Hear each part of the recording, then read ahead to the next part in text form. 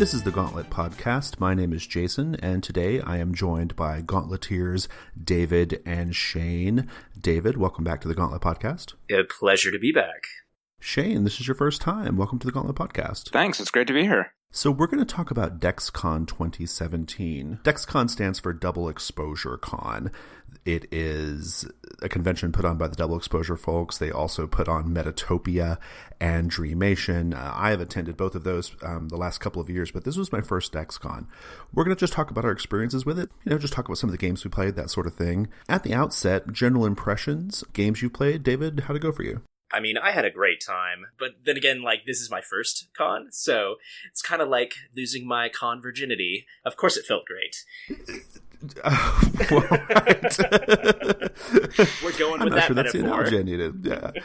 So this is your first time. You've never been to a con before? Not a gaming convention, no. I've been to trade shows and things like that, so I kind of knew the lay of the land as far as there's going to be rooms, and there's going to be people with booths, and there's going to be some people selling things, other people demoing things. But this is different because it's largely just everyone getting together and enjoying for the most part. Shane, you've been to DEXCON before, right? Yeah, this is my second DEXCON, and I've been to Dreamation twice and Metatopia for a day once. Well, so how was it for you? It was pretty good. This was definitely better for me than last DEXCON. DEXCON seems to tend to be more towards, I think, not so much, well, more towards the trad-y type stuff, and also more towards the kind of costume and boffer LARPy type stuff, less so than the American freeform, and less so than the indie games. So yeah, last year is basically my PBTA con, and I didn't really get to play much else other than PBTA games, which is fine. It was great because I got to actually play a whole bunch of PBTA games that I hadn't played before, but that was kind of all I really ended up playing. Yeah, I didn't go last year because I saw this. Well, I had some things going on. I couldn't go, but I didn't make much of an effort to get out of those things because I saw the schedule and I was like, it does seem a little more trad focused. It does seem, I did notice the boffer LARPs.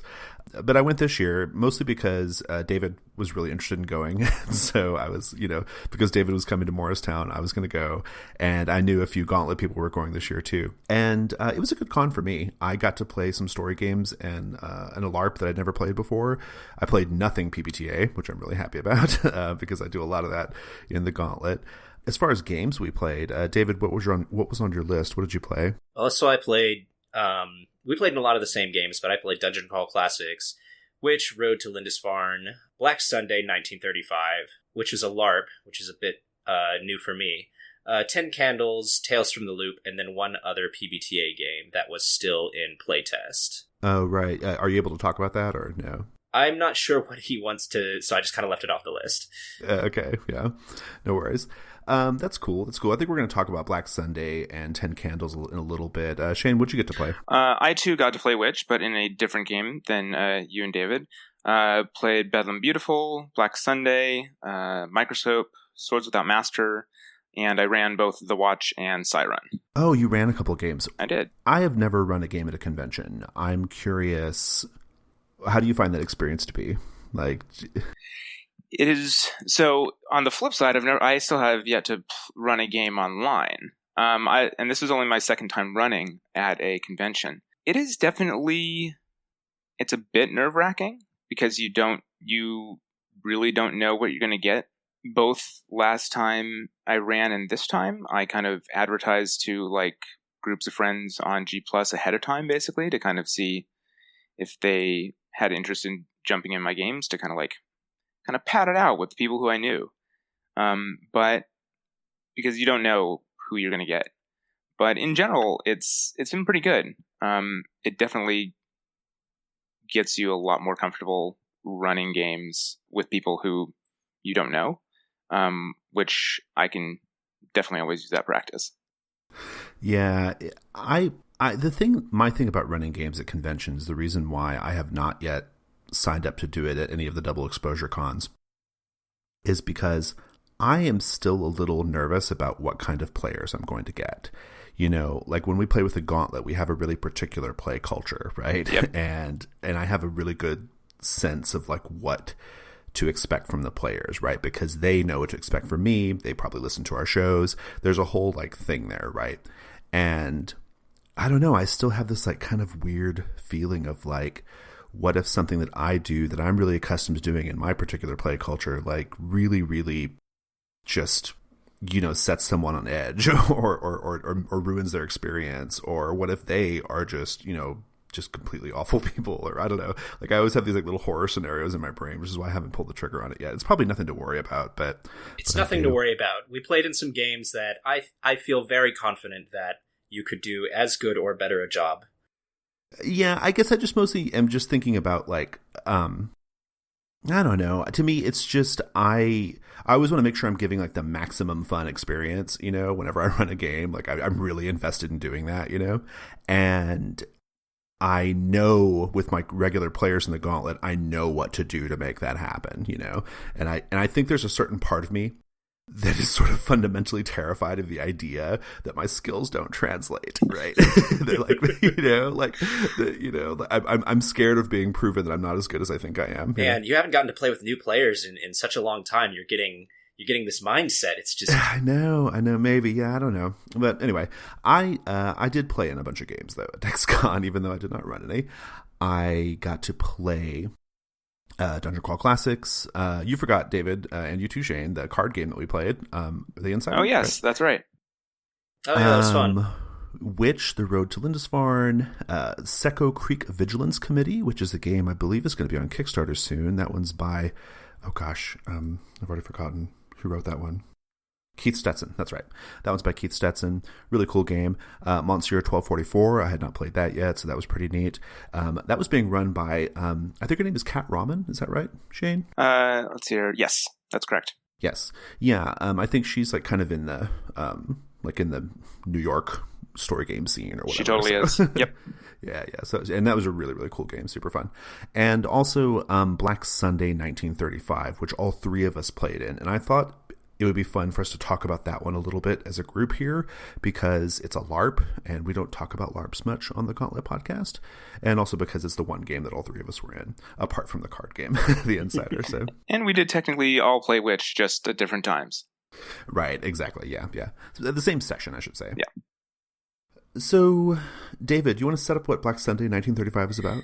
Sure. So the idea behind this one is you're going to have about 20 people. Half of them are going to be townsfolk, half of them are going to be carnival folk, and it's set in Kansas in 1935 on Easter Sunday in the basement of a church where these carnival folk and these townsfolk are stuck because there's a great storm outside that is too dangerous to try and pass through.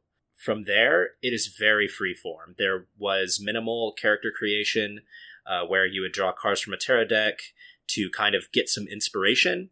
I believe the townsfolk must have a pastor, and the carnival folk must have a manager. I think a ringmaster, but a ringleader? Okay. Yeah, something like that, as I recall. In any case, those are the only two clearly defined must-haves. Everything else is just kind of what do the cards lead you to think that your character should be. Then you kind of form 2 or 3 relationships with your respective party, and then you cross party lines. If you're a townsfolk, you go to the carnival folk, vice versa if you're the carnival folk, and you create 2 or 3 relationships in about 10 minutes. And then you go the next 3 hours plus however long you're playing. You just role play.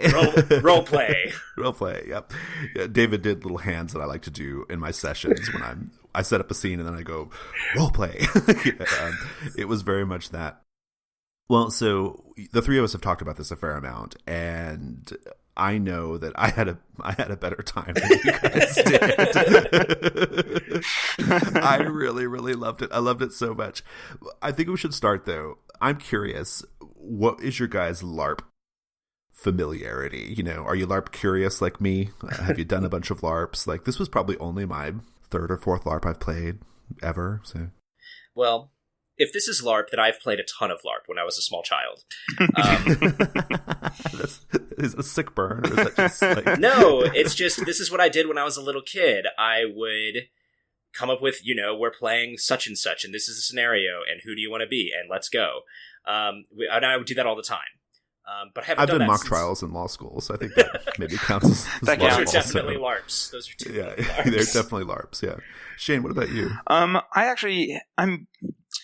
think I have an okay amount of LARP experience. Actually, strangely enough, I have a bunch of the people who I actually game with in real life are actually LARPers and LARPrights even. So I've definitely played an okay handful. I'd say maybe probably 6 or 7, something like that. Yeah. So yeah. Yeah, and David, I cut you off. I'm sorry, David. Before, No. were you going to say any more apart from like play as a kid? besides me coming up with games that had loose narrative threads, no, I have not played any like codified LARP. Okay, yeah. Besides mock trial. I'd only played a few, and I had a great time. I thought it was really fun exercise. I loved my character that I made. I was playing this very flamboyant character in the carnival who was I can't remember his name. It was It's Daniel Fowler's God of Snakes. Yeah. It was I played Karsuet, the Serpent King. I was a performer who kind of like had like scaly skin, kind of a freak show thing, but I also like had snakes and stuff, and I was very flamboyant, very very over the top. I had so much fun just moving in and out of like all these like little individual scenes that were taking place across the room, and forming relationships with people and just having great like improv scenes. I just really dug it. It was like, I feel like LARP is for me. You know, like I was really into it. I was like, LARP is for me. I want to do more LARPs. I wish they were more convenient to do. David, what was your experience like? Well, so I won't say that I had a bad time, because I had a really good time, and I've talked about this the most with anyone outside of that con. Like, this is the game that I've talked about, just because it was interesting and very unique. But I will say my experience was stressful. I was playing the town preacher, or pastor, actually, because since it's a Presbyterian church.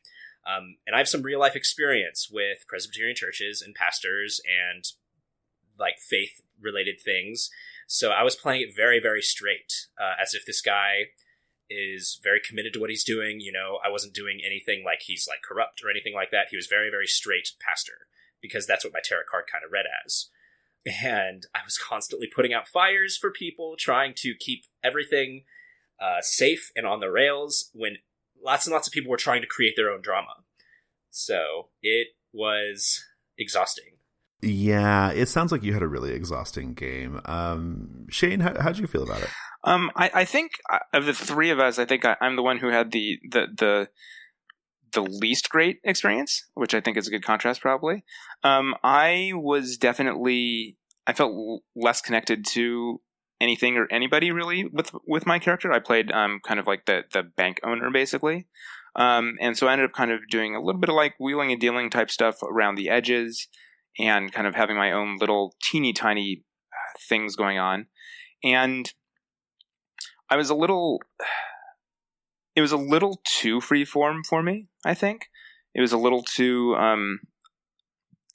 it was kind of, the character creation was very, very brief, and it was more kind of like a very brief sketch, and the connections that you made were very kind of light. And then, as you said, it was just kind of like role play for 3.5 hours. And Right, yeah. like, there was no structure outside of the original situation. I mean, the original situation was fantastic. I loved the idea, but there wasn't any kind of like outside action that was going to happen. There wasn't anything. It was just all DIY. It was all DIY, yeah. Some of the other LARPs I've seen out in the world, and a couple that I've participated in, they do have a lot more structure. Like, you have like a character with a name, with a bunch of motivations, with how they relate to other characters, and you have time to sort of like, you know, workshop it beforehand to figure out like how this is all going to go. And this was not that, right? Like, I picked up on that pretty quickly. I was like, oh shit, I can tell right now that this is like advanced LARP or something, right? Like, I was like terrified. I was like, oh shit, this feels like, because for one thing, a lot of the people who were in the room had clearly been doing this for a while, right? Yeah. Like, there was some very, very experienced LARPers in there. Yeah. And so I immediately was like, oh my God, like, I've got to come up with a character right now. And like, I've got 5 more minutes to figure this out. And so I just relied on my old faithful NPC technique, which is I think of a pop culture character, a reference from pop culture, and then I play that for the whole time. And so I modeled Carsweat. His name was Adrian. That was his stage name was Carsweat. I modeled Adrian after Norma Desmond from Sunset Boulevard. I wanted this very like over the top camp faded star quality, right, to the character. And so I basically just played that up because I know that character well. And so I was able to ground myself in that. And I think I'm happy I thought of that because I think I would have been kind of flailing around if not. Having that anchor helped me big time. I definitely see that though. I can see where the looseness of the game can be a problem, right? David, how'd you feel about that part of it? So I didn't have a problem with it just from an acting improv background, and I did something similar to you, except for instead of a pop culture icon, I adopted the persona and mannerisms as best I could remember them of Pastor Joseph Wheat, which is the exact name of the character that I played, real life person that I was enacting into this situation. Okay, yeah. So you but it's kind of the same idea though. You had something to ground your character in, right? Like, right. And since I had this body of knowledge, it was very easy to just like latch onto that and like deal with it as someone of this faith would. So having that body of knowledge really helped. I'm curious to find out what you guys think about the story we were telling, because it felt to me like there were two distinct types of stories going on in that basement. There was a story of intense interpersonal conflict on the towny side, right?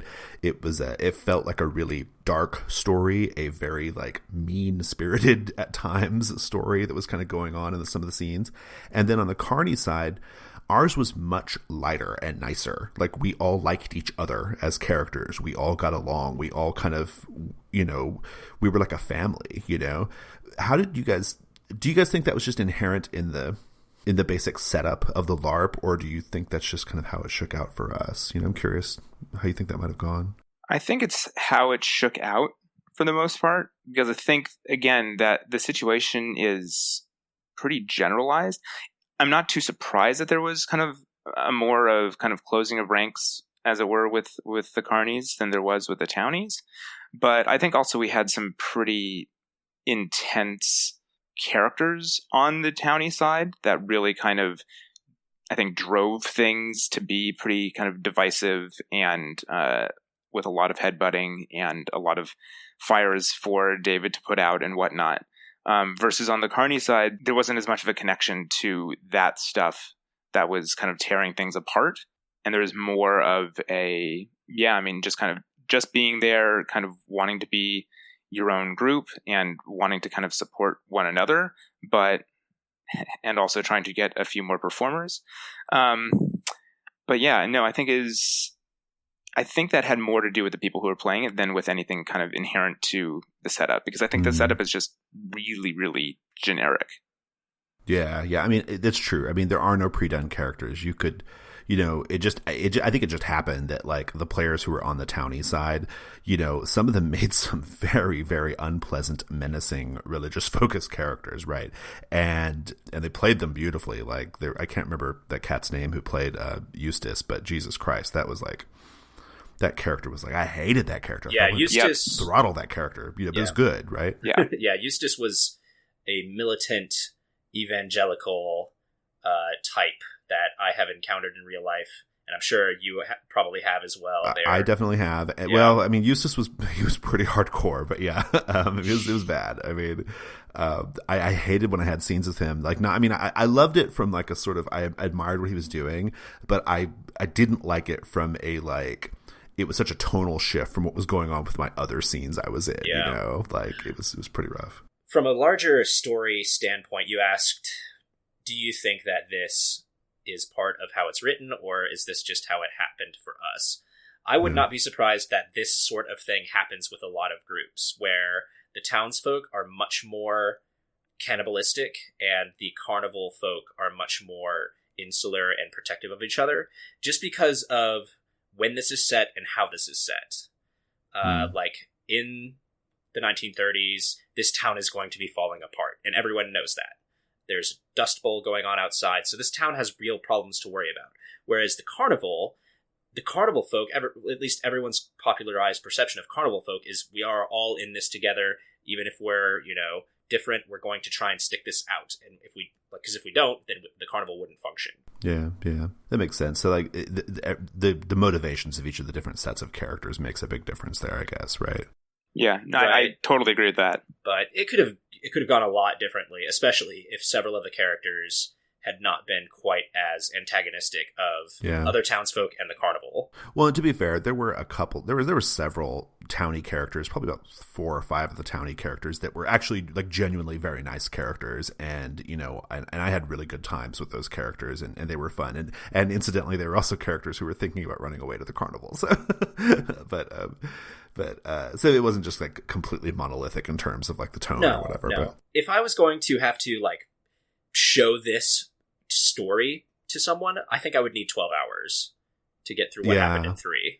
There was a lot going on. So just one final thing. This is I didn't want to I hate to end on this like somewhat negative note, but I experienced for the first time ever in my gaming life, like an actual like uncomfortable situation with another player. I'm not going to go into a lot of details, but there was another player in the group who made me legitimately uncomfortable because they were very physical and they were very like a little too in my face antagonistic, and it was a bit much. I don't think they were trying to play it to make me uncomfortable, but like I avoided that character because I could not have them in my space. Like it was ruining my game for the few times I had to interact with them.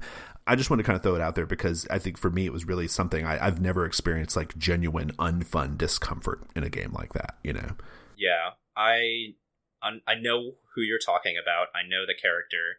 I had to physically restrain them at one point, which I did not know if it was appropriate or not to do so. But I honestly didn't know what would happen if I didn't. Yeah, it was a bit over the top, like what was going on. Like it was a bit over the top, and I just found myself like not wanting to be around that person. I was like, oh gosh, I don't want to have another interaction with that person. It wasn't so bad that I wanted to tap out or do the equivalent of whatever an X card would have been, I suppose. But I was very mindful of it the whole time. Yeah. I mean, it felt real. It felt real for me, which I don't know if that's what everyone else wanted out of that, but from where I was sitting and the experience I was having, real was the most I was like getting out of it. Yeah. Oh, okay. For sure. Yeah, okay, I see what you mean there. I think with LARPs especially, there are safety techniques. There's cut and break, etc. I think they're not used enough, in my opinion. I think people feel as though it's going to like screw things up.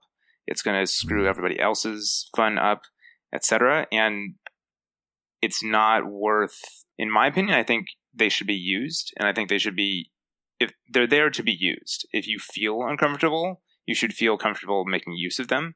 But I also would say there was only like one facilitator, and I think that kind of cramped things as well, and might have felt a little weird. It was one very hands-off facilitator. Yeah. One very hands-off facilitator, and I don't remember there being a discussion about safety techniques. Was there one? They very briefly said something about cut and break, but like just very quickly. Yeah. I mean, like as a LARP novice, I definitely didn't.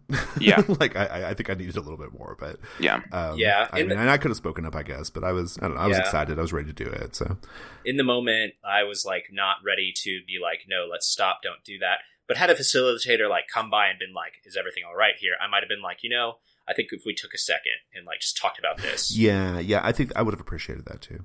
So the one other thing I'd say is I think the safety techniques for LARPs are kind of like still somewhat in transition. I think something that got developed, I want to say at one of the vampire LARPs, and is now, I know, in use at Magiscola, is the okay thing. You make this kind of like okay symbol on your chest to ask someone if they're doing okay, and they can give you kind of like a thumbs up to say that they're fine, or a thumbs down to say if they're not, and also like kind of a kind of middle wavy hand to say kind of sorta.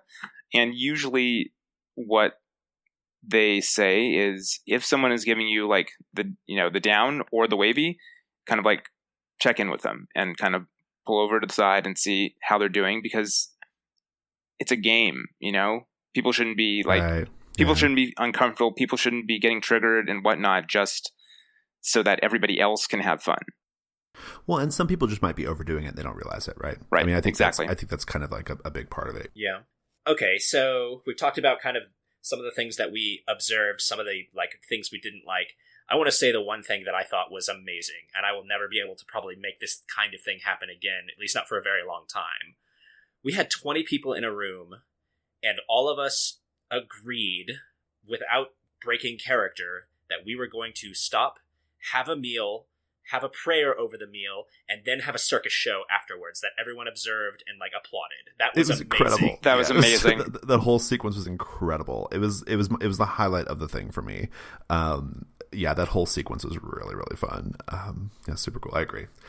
Well, yeah, Black Sunday 1935, I absolutely loved it. I mean, despite that little bit of discomfort I had, that was a very, very tiny part of my experience. And overall, I really loved it. I wish I'd gotten some of the names of the people who I'd played with, because I would like to be in touch with them still, but I wasn't really thinking about it at the time. So if you're listening to this podcast, get in touch. Yeah, super, super great. Anything else you guys want to say about it? No, I'm good. Okay, so I thought it would be fun if we talked about our favorite games from DEXCON, one each that we just really loved, talk a little bit about it, and if the rest of us have follow-up questions, we can do that as well. Shane, what was your favorite game from the con? So my favorite game from the con was something that was not on the schedule. It was something that I brought along because I've been wanting to play it for a while, and that's Bedlam Beautiful, which is by Megan Vince Baker. It's one of their Patreon games. It has kind of a similar mechanical setup as Firebrand's The King is Dead and Spin the Beetle, which are all kind of very consent-based and very, what's the best word for it, scripted to a certain extent. And basically the setup is it's explicitly 3 players, and one is known as a player, and they play a woman, and the other 2 are the system and the disease, and they are basically there to play as well. Here, let me just read you the trigger warnings, because it'll kind of give you a better idea of what is entailed with this. So, content warnings. Historical mistreatment of people with mental illnesses, emotional and psychological violence, especially against women, sustained threat of physical violence, especially against women, threat of violent medical procedures, violence and murder, racist, ableist, misogynistic, and sexual slurs. So this takes place kind of in like Victorian times, and basically the player is a woman, and the others kind of play as different people or things that kind of look to the woman as a man, basically. Yeah. And as you go through, you basically have this, everybody has kind of scripted reactions. You don't have to go by the script, but that's generally what ends up happening. And basically each turn, the system and the disease, there's 2 of them, but it doesn't really matter who's who. They will draw a card, and that will tell them kind of the persona that they are supposed to have. There's a list of personas in the back matched to playing cards. And that should inform how they act towards the player. And oh, interesting. Okay. the player is acting as Mad Maudlin, and she's looking for Tom O'Bedlam. And there's one card in the deck, which is the Joker, who's Tom O'Bedlam. And basically you are she is cycling through these, trying to find the person who she thinks is Tom O'Bedlam and wants to stay with. And basically the system and the disease will kind of choose something to say to her from a list of things, and she'll have the option to kind of say something back. But she also has the option to break off, and she can do that by saying, "I'd like you to go away and leave me alone. Will you?" I shut up. I lash out. I break and run, and I choose you. I will stay with you and be yours. And all of those kind of lead to either more interactions with the system and the disease or something different. But I had been holding off for a long time on playing it because it's pretty dark subject matter. And yeah, a little bit. It's really dark subject matter. I mean, I had seen a couple people playing it at Metatopia with Meg and Vincent, and it looked fascinating. And I will tell you that the text of it is absolutely beautiful. It's, dark but beautiful. But I wanted to, I hadn't run into anyone who I felt would be interested in the subject matter and would feel comfortable going into it. But I ended up running into River at the con, and they seemed totally cool with playing. And our GM I guess more of our facilitator from which Serafina was interested as well.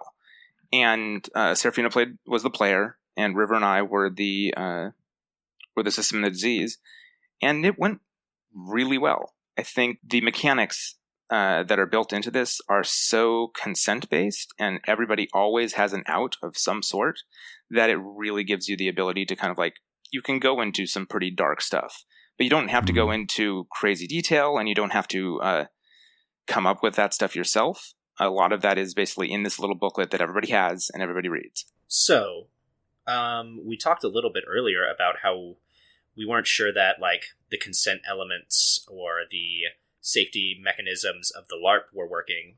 How did they work in this? Did people engage with them? Did you feel like they were working? Yes. I mean, this one, especially of the games that Meg and Vincent have been putting out on their Patreon, they're all very much focused on consent. They all have these little scripts, and basically kind of all of the questions and answers at the ends of these are always will you, may I, etc. on both sides. And for the disease, you can answer yes, of course, but you shouldn't be so blunt. Next time, don't ask, understand. Or yes, but first drink this. Yes. So it's this kind of always kind of okay, consent back and forth. And the person who, at least in this system, is kind of most technically generally would be seen as having the least agency actually has the most agency, because they're the ones who are able to break off and to end any of the situations. And it's all built into the system and not kind of bolted on with any kind of extra rules or whatnot. It's super interesting. Thematically, it's super interesting to me. I want to say I think it was Madness, actually. In Codex Madness, we had a little Cheat Your Own Adventure bit that was about female hysteria, right? And I haven't played that one yet. It wasn't written by me, but I want to play it, and I'm really curious to see how far people are willing to go with those themes. You I find it super exciting. Yeah. Right? To me, it's a super exciting prospect. But yeah, that's super cool. I'd heard about this. I think I heard you talk about it before, Shane. It sounds really neat. You said they have that on their Patreon? Yeah, it's on their Patreon, and I'm pretty certain that whatever the lowest level is, as long as you pitch in for that amount, you get access to that and all the other games as well. Cool, awesome. I'm into dark subject matter games. I have gone out of my way to make some games that are typically light and kind of joyful to be less so. So I think it's really interesting. It looks like our whole list is kind of darker subject matter games. Yeah, we are. I know. And that's a good segue, actually. But before we do, though, is there anything else you want to say about Bedlam Beautiful, Shane? No, I think that's about it. I mean, actually, the one thing I will say is, again, both sides are really supported, I think, in this game, in that, as I said, you draw a card to give you, if you're the system and the disease, you draw a card to kind of give you information about kind of who you are playing and how you should be acting. And that's, again, really helpful for you to kind of get an idea of what you should be doing and how you should be acting. For example, there's the Queen of Clubs, a fellow inmate. If the player shuts up against her fellow inmate and it counts as a victory for the system, it counts as 2 victories for the system instead of 1. If she lasts out against her fellow inmate, it counts as 2 victories for the disease instead of 1, et cetera, et cetera. So it's handy. Cool, awesome. Well, David, I'm looking at the notes, and the games that we've chosen for our favorite games of the con are games that we've covered on the show quite a bit before, so we can be a little more summary, I think. I'll start. My favorite game of the con was Witch: The Road to Lindisfarne. We've talked about that 4 or 5 times at least on the podcast before. I've played it maybe half a dozen times, and this was my favorite session of it. This was my favorite session at the con. I loved it. It was facilitated by Serafina, who Shane mentioned earlier. Serafina was a highlight of the con for me, just as a person. She's super fun. Yes, her a lot. Totally, 100% agree. Totally. Yeah, if you ever get a chance to hang out with her for a little bit, like, just do it. Such a great game of Witch. I mean, so just the real quick premise: you play a bunch of medieval jerk faces who are taking this accused woman, this woman who's accused of being a witch, to the holy island of Lindisfarne to burn her.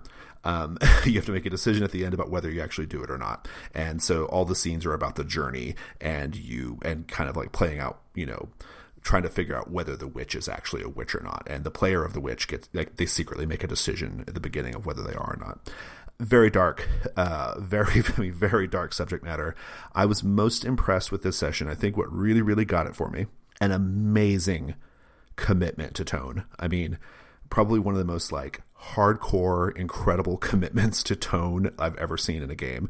We cracked one joke in the whole 4 hours, right? I tried to get David and Serafina to laugh with my character because I did a lot of like little double entendres in a little speech I was giving, but I played it straight, and they did good. They didn't laugh, but just so dark and so serious, and some great characterizations. David's witch was like just so creepy and good.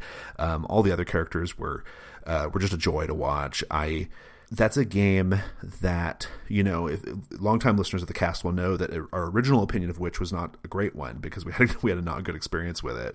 And I went back to it at a certain point, and every time I've gone back to it since, my estimation of Witch: The Road to Lindisfarne has grown. And now I feel like it's to me, it's like one of the classic story games. I'm just so into it. David, what'd you think of it? Yeah, I was really hard pressed not to put that as my number one game because 1, playing with Serafina was awesome. 2, I had not played it since that one awful time that we mentioned forever ago on the podcast. And 3, when Serafina asked who wants to play the witch, I didn't even hesitate. I was like, I don't even care. I want to play the witch so bad. Yeah, you did a great job. I mean, each of the characters, I think everybody did a really nice job with their characterizations. Like I was very much trying to play my character like I was playing the bishop or the monk, the friar, whatever his name is, Father Armand.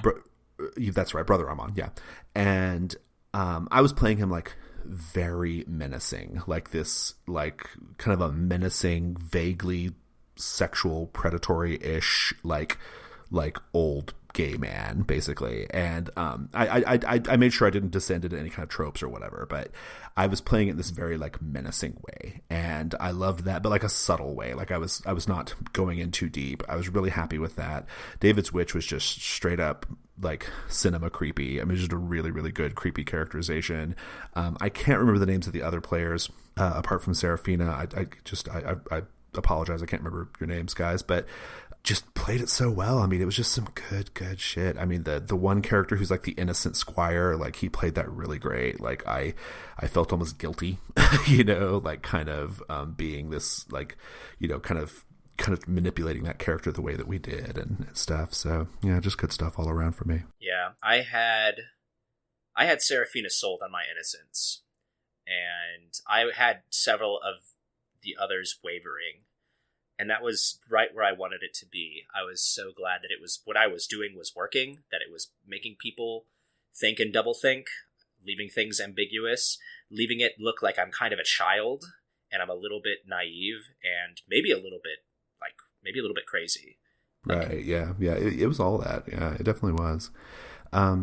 Super cool. I just wanted to kind of just say how much I loved it. And listeners, like, don't sleep on Witch. I mean, go check out Witch. It's great. It's a great game. I know you get to play it too, Shane, right? Different session, but yeah. And mine was pretty solid. I mean, certainly not as solid as yours. We had a lot more comic relief from Ham, but yeah, I've heard. Yeah, because you had Ham. Yeah. Right? Ham is is the one who's most likely to be the comic relief character, and we didn't have a Ham. So. Oh, that's what happened. Yeah, we didn't have one. Yeah, we didn't have one. The only joke that was said wasn't even really a joke. It was an explanation for why the witch might know something. And it was that your squire can't read, can he? I know because I saw him holding the Bible you gave him upside down. That's right. That was the joke. That was the only joke. That was the whole joke. Wow. It was good, though. We were so high strung by that point that we were so relieved to laugh about something. It was like, oh my gosh, that's the funniest joke ever. It was pretty funny, actually, but no, sorry, Shane, we cut you off. Oh, it's fine. Our game was also really fantastic. I mean, like, Richard, not Rich, from the Gauntlet was Brother Armand, and he wasn't particularly creepy or anything like that, but I loved the little kind of side thing of he was smuggling. He was in the business of smuggling kind of foreign erotica into like other Nice. into England or wherever it was, and our witch was amazing, really amazing. Just Who played your witch? a woman named Katie, and I had played a couple games with her at cons before, and she was just spot on. Like, she had all of us were trying to give her outs. I mean, all of us were trying to like free her, and we're trying to let her tell us that she wanted to be freed, and she never did it, never once. And basically, at the end, I mean, I really struggled to decide whether or not I was going to like go through with my Step of the Burning. It took me a good like minute and a half or something like that to decide. That means you had a good game. Oh yeah, no, it was great. That's good. It's great because she was guilty, and it had turned out that she had like made a deal with the devil in order to kind of protect her sister, basically, but it wouldn't completely work unless she did burn. So she had to do it. But yeah, it was so good. Yeah, which is great. Loved it. David, what was your favorite game from the con? So, while I would say that Witch probably tied with this game, I have to say 10 Candles was outstanding. I have had my eye on this game since before it was available, so several years back I've been watching it and waiting for my opportunity to try it out. This is my kind of game.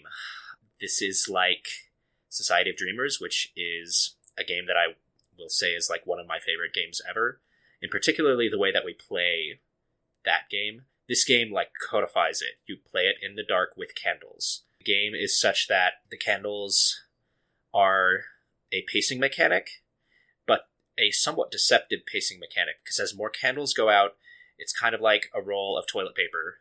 The further you are along, the faster it goes. So the GM gets a whole lot more power once more candles are out, and the players have less of an opportunity to engage in like a meaningful control of the fiction. But you know going into it, all of your players are doomed. And the first thing that you do after you have created your character is you record a message on some kind of device. You speak into it as if you are leaving a message behind because you're afraid you're going to die. And then at the end of the game, after all the candles are out, as you sit in the complete darkness, the GM pulls that out and plays it again 3 hours later. It's moving. Yeah. It's moving. I'm sitting here just jealous as all hell because I still haven't played 10 Candles. Oh my god. I'm in the same boat. It's a constant refrain. Still haven't played 10 Candles. I'm super jealous. I tried hard to get into that game and I couldn't get in there, but cool. Yeah, we've covered it a bunch. Was it everything you hoped? It sounds like it was everything you hoped it would be. It was everything that I hoped it would be. A large part of that was going back to our topic of X carding and what are people okay with subject matter wise. We didn't bar much, and because of how the table was seated, I had a particular amount of control over what the great evil was doing. The person who sits to the right of the GM will write something for the GM to introduce pretty late into the game as like kind of the big evil that's going on. And so we had our X card discussion, what would be veiled, and I took that into account and wrote something really, really dark that I probably wouldn't write in many game sessions. And when that shoe dropped, even for me, even though I knew it was coming, I was like, this is so awful and so dark and so bad. But it was right where I wanted the game to be. Awesome. Well, is there anything else you want to say about 10 Candles at DEXCON? I don't think so. We played it. I will say there was an unusual setup, and it's a setup that I wasn't expecting, but it worked surprisingly well. The setup was this. All of you are playing superheroes, but street-level superheroes. All of the true or powerful superheroes have been consumed by a darkness. Like, they went into a darkness, a physical manifestation of dark, and they have not come out, and that darkness keeps spreading, and you all are trying to deal with it. That is not what I was expecting, because I know there's alternative ways of setting it up, but I was like, I don't care, I'm playing 10 Candles. But I did talk with everyone. I was like, I think that we are all here to play a very tonally dark game. So, like, the more mundane the superpowers, like, the more I think that's that, a good move. Yeah. I remember you talking about this in person when we were at the con, and I thought at that time that was a really, really smart move. Right. The GM nodded his head. He was like, yes. And the other players were like, yes, that sounds good. So I was basically just like a super SWAT person, you know, like a one-man SWAT team. Like, that was my superpower, more or less. Another person was just a police commissioner, like no other superpowers. If you would even call that a superpower, that's more just an everyday hero. And then the other person, or there were two other people, one was just good with knives and the other could punch stuff real good. And only one of them was acting like a superhero and like trying to stick with their superhero name. And it was a constant thing where my character was like, when are you going to stop doing that shit? Like, this is the end of the world. And he was just trying to grasp and hold on to his innocence of like being a superhero and what that would mean to like a 12-year-old. But by the end, like, the final scene was me and him going into a building where there are a bunch of people that are unconscious, and they are either going to die horribly and cause this darkness to spread, or we are going to kill them. And I hand him a giant thing of poison as he looks at me and he's like, what are we about to do? And I'm like, we're about to save the world. And that was Fade to Black. Awesome. Nice. Awesome. That's great. All right, cool. Let's go listen to Rich talk about Gauntlet Con. Coming this October 20th, 21st, and 22nd. Brought to you by the generosity of our wonderful patrons and the Gauntlet community is Gauntlet Con. Gauntlet Con is an online gaming convention. Our schedule will have games happening across American, European, and even Asian and Australian time zones. Games run by gaming notables, panels, contests during the convention with fabulous prizes. We're going to have a virtual tavern for hanging out between games. It is going to be amazing. Do you want to help out? We'd love to hear from you. Do you want to make your voice heard and tell us what we should make sure to include at Gauntlet Con? You can. Check the show notes for this episode. There are links to Google surveys. We would love to hear from you. Thanks, and clear that calendar for October 20th through 22nd, 2017. It's giving me life. I'll go first. Splatoon 2 is giving me life. I fucking love this game so much. I'm so fucking addicted to Splatoon 2. I want to go I can't even say it. Blah, blah, blah, blah, blah, blah. I want to go play Splatoon 2 right now. I can't wait for this to be over so I can go back and play it. I'm kidding, but it's so good. I love the Switch. Oh geez, the Switch is just really doing it for me. It's like, it's exactly how I need to consume video games. I don't have time to sit down in front of a console. I don't have time to like log onto my computer and do all that.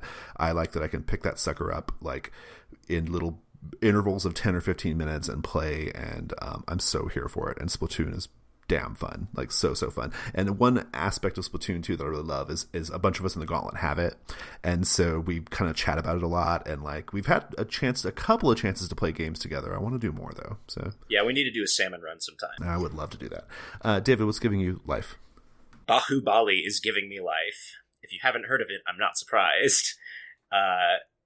This is a Bollywood film that is breaking box office records as far as Bollywood films go, and I mean like crushing them. The first one came out in 2015 and killed it, and the second one came out this year, and I'm on the edge of my seat waiting for it to hit American cinema so that I can watch it, because the first one ends on a huge cliffhanger. It blew my mind. It's so good. It's like it's a historical fiction but Bollywood high production value film with some amazing battle segments and just really epic content, and I'm living for it. If you were still in Houston, you could totally go watch it, right? Because they have so many Indian cinemas in Houston. I tried to catch it in America, but I'd missed it by like a week. So now I gotta wait like 3 months. Shane, what's giving you life? What's giving me life is I've been obsessively writing code, which is not something I usually do outside of work, on a dice roller. Yeah, it's good. Yeah, it's basically Graham Walmsley had a dice roller, but he hasn't been able to kind of keep it up. And I kind of went based off of that. I've been in discussions with him, and he's totally like give me the blessing to do what I've been doing. I watched Adam Coble run Dogs in the Vineyard, and I was like, I really want to do that, but I really don't want to have to use Roll20. And so I needed something where you can like move things around and everybody can see it moved around and group things and whatnot. So I basically kind of worked with what Graham had and rebuilt it myself. I'm going to post on Google Plus about it in the next day or two, but it's but by the time this comes out, it'll have been out. Yeah, but it's rollforyour.party. And the one thing that I will say is, if you like it, please donate to Shanti Bhavan, which is a school in India. You probably know a little bit more about it because on Netflix there is a documentary running right now called Daughters of Destiny, and it is all about Shanti Bhavan. So. Yeah, I got a chance to use it in the last game that I ran, and it's great. It's kind of everything I want. It's like what I need for online games, like right now. Everybody joins their own little room. Everyone can move the dice around. You can have different colors of dice, all the different sizes. Perfect for Dogs in the Vineyard. Perfect for In a Wicked Age. Perfect for games like that. Frankly, Roll20 is not what I want to do with those games in. So I find Roll20, for all of its benefits and strengths, I do find that some of its like tokens and dice things are a little clunky and not so hot to use. So this is nice and simple. I think it's really awesome. And that's our show. Listeners, you can find us on our G Plus community. Just go to the community section of G Plus and search for The Gauntlet. We are there. We have a website. It's gauntlet-rpg.com. We're on Twitter at GauntletRPG. If you tweet at that, you will be tweeting at me because I run that Twitter. I tweet, 4 or 5 times a week. It's really something. And we are on Patreon as well. If you like what we do, please go to patreon.com/gauntlet and consider giving us a pledge. Shane, David, thanks guys for being on the show. Thanks for having me. Yeah, thank you for having me as well. And listeners, have a good one.